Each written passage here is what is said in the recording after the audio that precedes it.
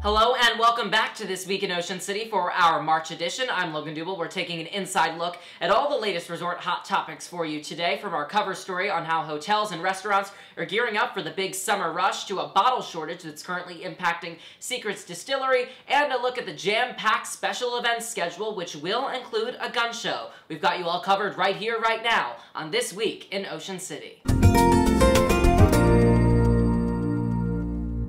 It's hard to believe, but in just 2 months, the summer season will officially kick off. With an endless stream of tourists, a strong workforce is certainly needed. Last month, we highlighted the great challenge of seasonal workforce housing. But before we worry about finding a place for those workers to live, well, we need just workers. It's been a tough few summers, but Ocean City has definitely adapted. Susan Jones, Executive Director of the Hotel-Motel-Restaurant Association, has guided businesses through it all, and she's gearing up for tourists' big return. We're previewing summer 2022 in this week's cover story. Each year, Ocean City welcomes a grand total of 8 million visitors, with countless events to look forward to, from the air show to simply enjoying crashing waves. Endless summer fun is always in store. However, as we all know, the last 2 years have handed Ocean City some of its biggest challenges yet, as it seeks to modernize its strategic tourism advertising plan, all while welcoming more visitors and facing seasonal worker shortages amidst the pandemic.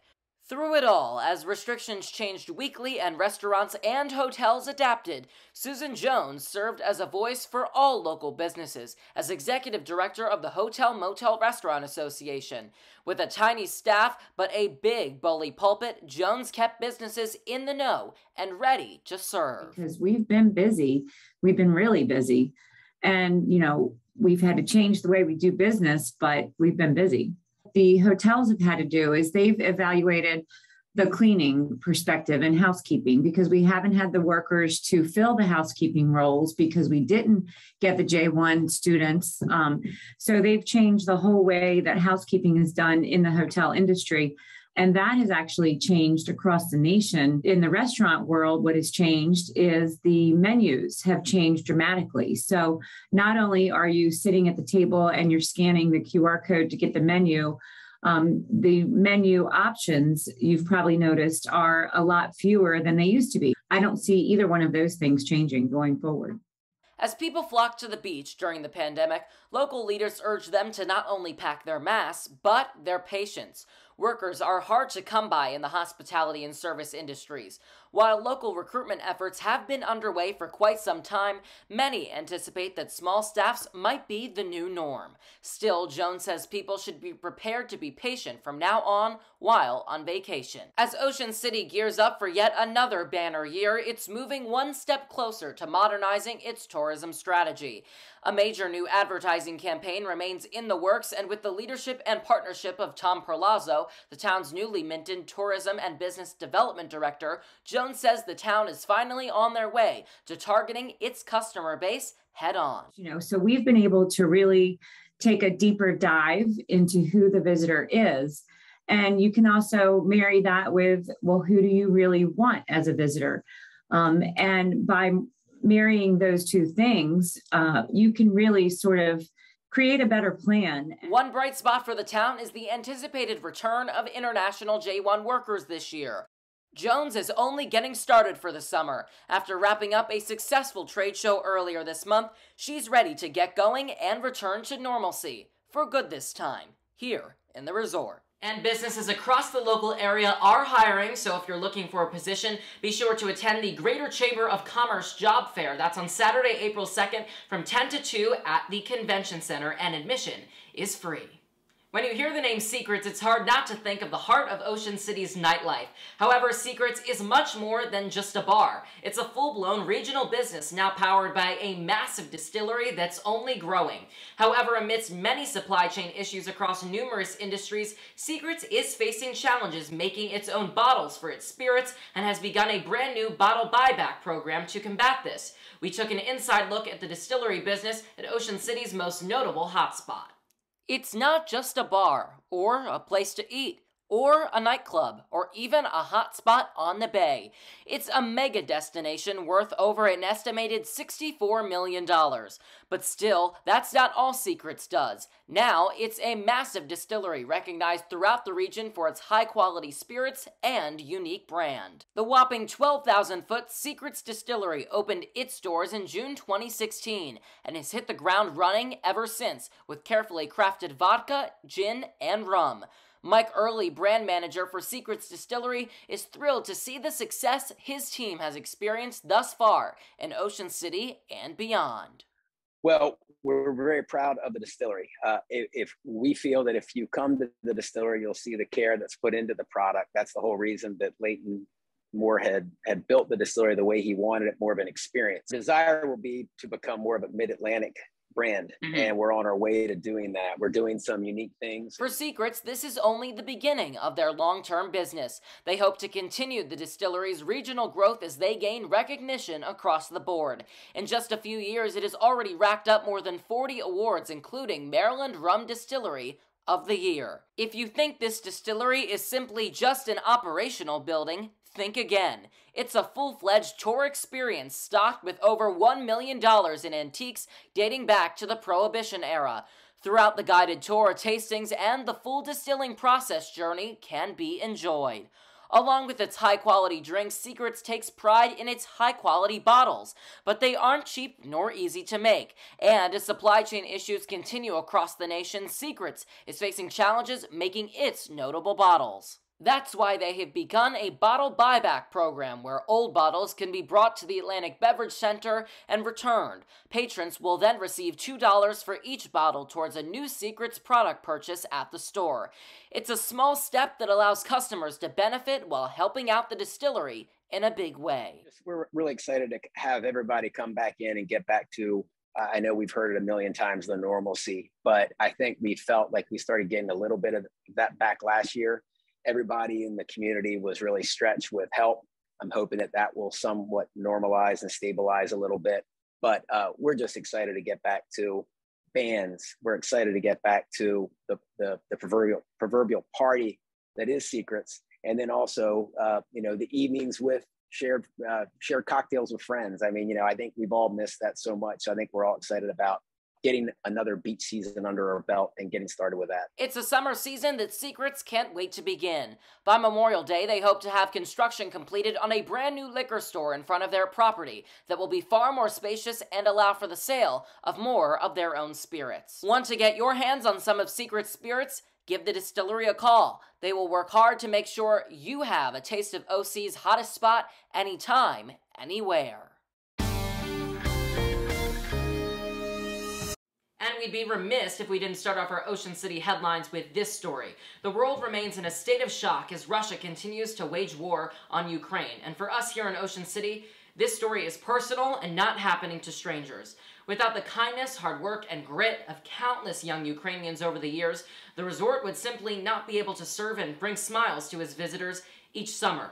For decades, J1 international seasonal workers have powered Ocean City's summer rush, and their positive impact has never been noticed more as they were prevented from traveling over the past 2 years due to the pandemic.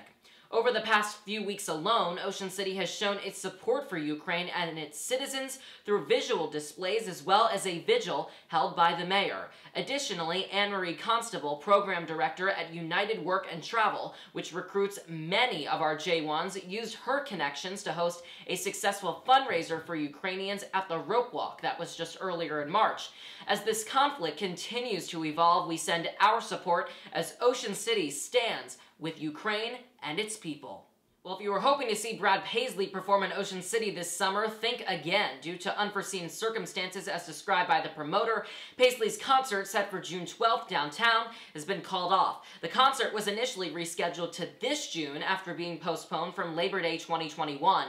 It's unclear what exactly led to this cancellation, but we hope to see him perform eventually here on the shore. Following months of discussions and planning, we now have more concrete details to share about the Ocean's Calling Music Festival, a brand new, exciting event coming to Ocean City the weekend of September 30th through October 2nd. This festival will feature around 30 different performances across 3 stages, all centered downtown on the boardwalk. The first band to be announced is OAR, which is a Rockville-based rock band. Promoted by nationally recognized company C3 Presents, which is based in Chicago, the event promises to be of massive scale. The festival landscape will include Jolly Roger Amusement Park, as well as culinary experiences highlighting Eastern Shore traditions with demos from world-renowned chefs. To be the first to hear about ticket sales and additions to the lineup, be sure to visit the festival website, which is oceanscallingfestival.com. It's now time for Boardwalk Talk, your pulse on OC. We often say that the summer will be busy in Ocean City, and that's true. However, this fall calendar is looking equally packed this year, as many events from Bike Fest to Sunfest, a new music festival, and now Adventure Fest arrive in town.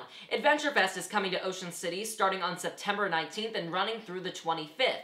Adventure Fest takes over the weekend that typically features the unsanctioned H2OI pop-up rally. Approved by the mayor and city council just a few weeks ago, Adventure Fest will feature canine competitions, hunting and fishing events, a police motorcycle rodeo, entertainment at the Performing Arts Center, and a gun show. The gun show is subcontracted to an experienced company, and it is sparking significant controversy since some feel uncomfortable bringing an expo of that nature into Ocean City. No handguns will be sold due to Maryland's 7-day waiting period for regulated firearms. However, patrons will be able to purchase long guns at Adventure Fest if they qualify after a search through the FBI's National Instant Background Check system. We asked our readers for their thoughts on whether Adventure Fest should proceed forward with the gun show, and here's what they had to say. 45% told us that they approve and will be in attendance. 14% said that guns are no problem, they simply won't be there. 8% are not a fan of guns but approve of the Adventure Fest idea otherwise, while 19% say that guns have no place in the resort town. Finally, another 14% say a gun show on the possible H2OI weekend just signifies poor judgment from the town. Overall, that's a majority of 59% that have no issue with the gun show and 41% that oppose it. One commenter told us, absolutely yes, I have no objections. No one's going to be able to buy a handgun. Maybe it'll serve as an educational point for people who are anti-gun. Another disagrees with bringing a gun show to town, saying, I love the idea of Adventure Fest, but we have enough problems with violence and illegal activity without throwing guns into the mix. Another added, a gun show and a police rodeo at a family beach town? Who would even think of something like this? Thank you to all of our readers online for participating in this edition of Boardwalk Talk. With so many big events coming up, you may have forgotten that Springfest is right around the corner. This free festival, now in its 31st year, runs at the Inlet from May 5th through 8th, and admission is free. Food vendors and local artisans are everywhere across the event footprint. Additionally, big musical acts are scheduled, including Starship featuring Mickey Thomas. Tickets remain available for the music acts, so be sure to visit the town's website online if you're interested in attending. Back to the summer calendar now. We're equally excited for the Jellyfish Festival, which is coming to Ocean City June 4th and 5th. Taking place near the Inlet, the festival celebrating beach culture first debuted in 2019 and has shifted on the calendar quite a few times, but it will now kick off the summer season in June. Promoted by Livewire Media and Events, Jellyfish is known for live music, beach fitness activities and competitions, a vendor village, and more. In February, in an OceanCity.com interview, organizer Brad Hoffman told us that he does plan to charge a small fee for tickets this year, though we still have yet to hear word on the cost of the festival. Still, Vendor Village will remain free of charge for all patrons. We also can't forget about the one-day-only Shorecraft Beer Festival, which is going to take place on the Saturday afternoon of Jellyfish Weekend, bringing countless local breweries to the boardwalk scene. Finally, there is also going to be a professional bull riding contest in town that weekend. You can head over to jellyfishfestival.com to catch more details and check out the music lineup as it's announced. The local St. Patrick's Day Parade, a 40-year tradition, has experienced lots of bad luck, it seems, over the past few years. After being canceled in the past 2 years due to the pandemic, The parade was set to return better than ever last weekend. However, Mother Nature had other plans and organizers were forced to cancel at the last minute, as forecasters predicted heavy rains and winds. Still, it didn't stop people from having a shamrocking good time at the beach, with many restaurants and bars, including Seacrets, still continuing their St. Paddy's Day festivities. Let's hope, though, that the parade does return in 2023. Each June, recent graduates come down to the shore for Senior Week, and over the last 30 years, the town has worked to ensure that seniors make the right decisions while they're here. This has been achieved through the widely recognized Play It Safe program overseen by the town's Drug and Alcohol Abuse Prevention Committee. The program offered various activities from beach volleyball to karaoke and concerts, all supervised by volunteers providing safe alternatives for entertainment during Senior Week.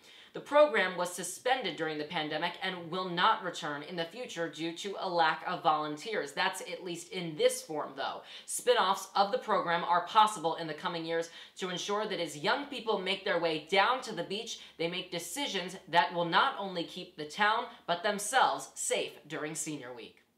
We told you last month here on the show about the great challenges that exist with finding seasonal workforce housing, and our guest, Ocean City Development Corporation Executive Director Glenn Irwin, said that business owners can pave the way by adding housing for their workers onto their current properties. We wanted to bring you an update now that's positive about a new workforce housing addition.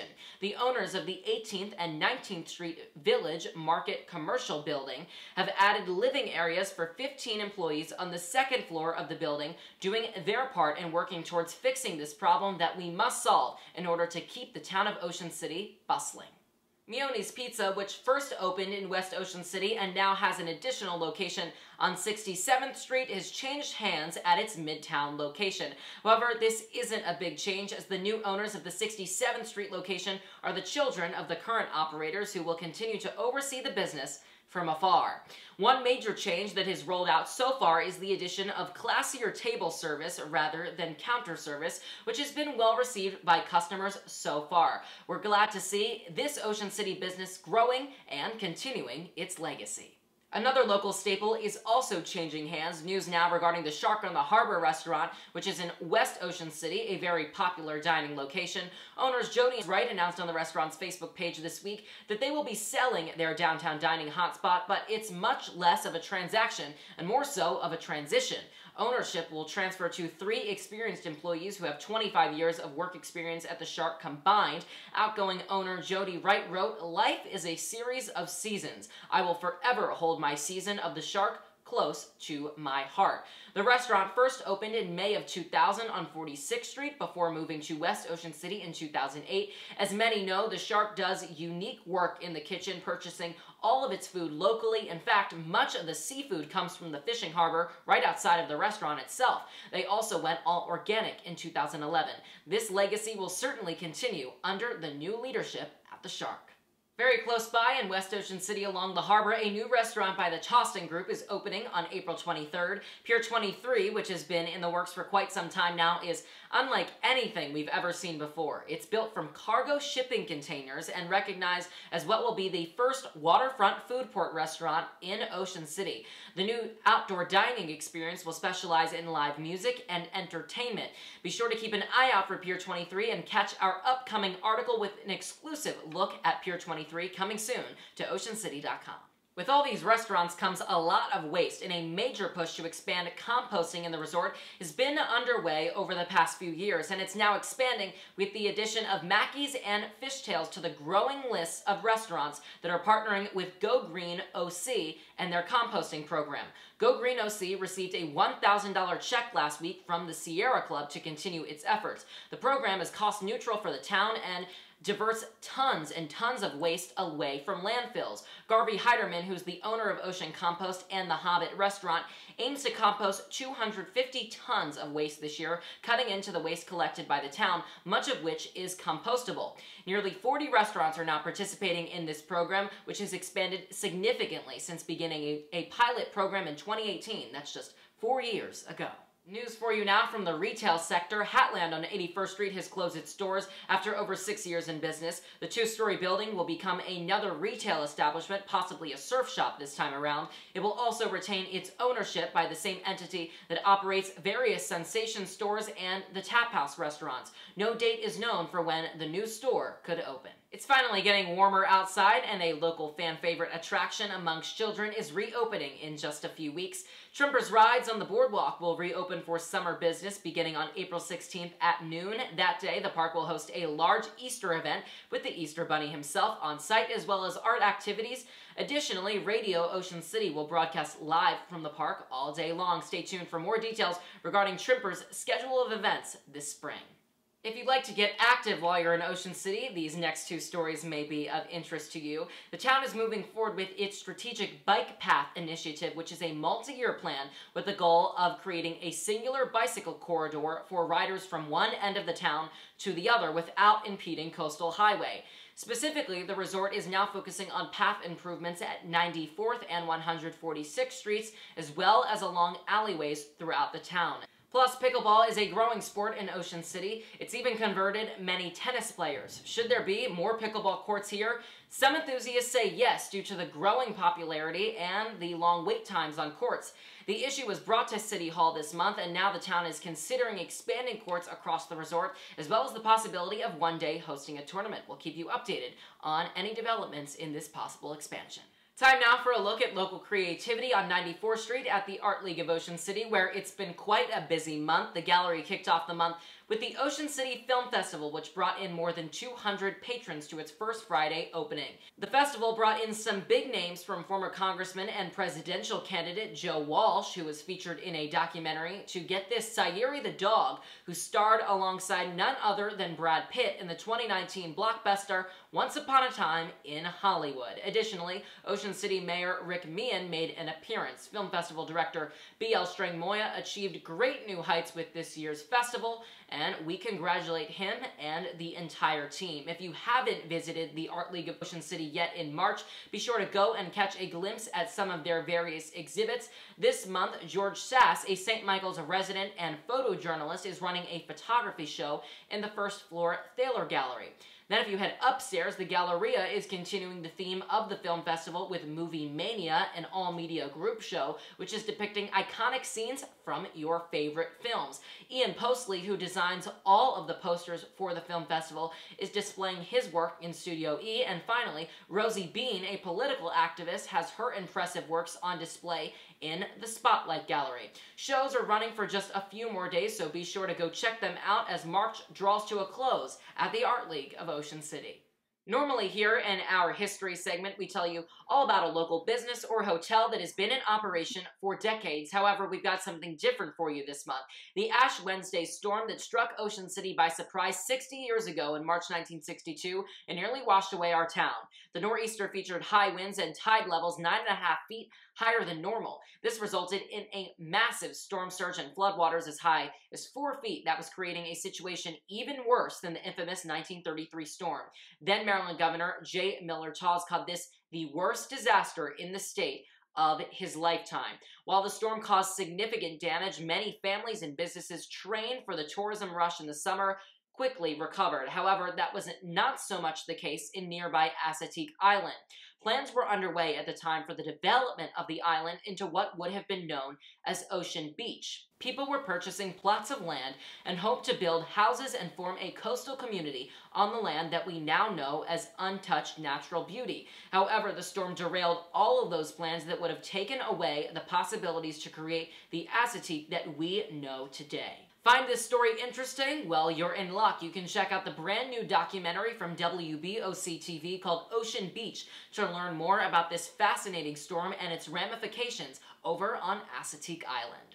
The snow is officially gone in Ocean City. You'll remember that at the beginning of February, the town faced quite the snowstorm that left mounds piled up at the inlet parking lot. We posted a poll to our Facebook page asking for guesses on the date that all of that snow might disappear. By March 13th, it was all gone, and we even had a few who guessed that date correctly. Needless to say, we'll take the sunshine over the snow any day here at the beach. And that's it for this edition of This Week in Ocean City. Thank you to all of our loyal viewers for watching. We look forward to bringing you more compelling stories that matter in April. I'm Logan Dubel. Have a great week, Ocean City.